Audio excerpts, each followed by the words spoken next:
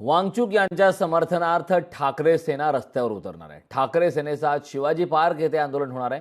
नीट paper फुटी, परीक्षा घोटाळ्यांवर सरकारला जाब विचारला जाणार आहे। धर्मेंद्र प्रधान यांच्या राजीनाम्याची मागणी यावेळी केली जाणार आहे। याचा आढावा घेतला आमच्या प्रतिनिधी स्नेहा जाधव यांनी।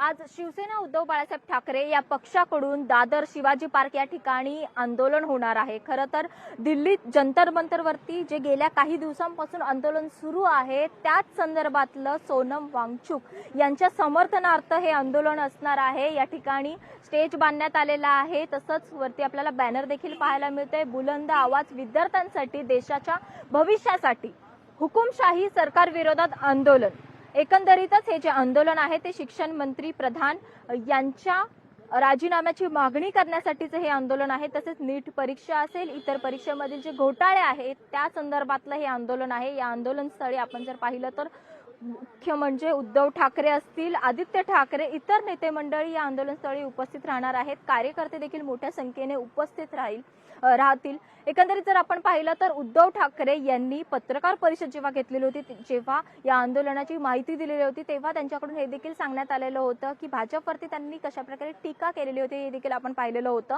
आजच्या आंदोलनाच्या वेळी कशा प्रकारे भाजपवरती टीका करण्यात येते, आणखी काही भाजपवरती निशाणा साधत काय भाष्य करण्यात येतं, तसंच जे कार्यकर्ते येतील त्यांना कशा प्रकारे मार्गदर्शन करण्यात येते का, काही आदेश देण्यात येत आहेत का, हे पाहणं महत्त्वाचं ठरणार आहे। एकंदरीतच काल जेव्हा सोनम वांगचुक यांना पोलिसांकडून घेऊन जाण्यात आलेलं होतं तेव्हा देखील बऱ्याच मोठ्या प्रमाणावरती देशभरातून टीका झालेली होती। आजच्या आंदोलनाच्या वेळी या संदर्भात काही भाष्य करण्यात येते का, हे पाहणं महत्त्वाचं ठरणार आहे।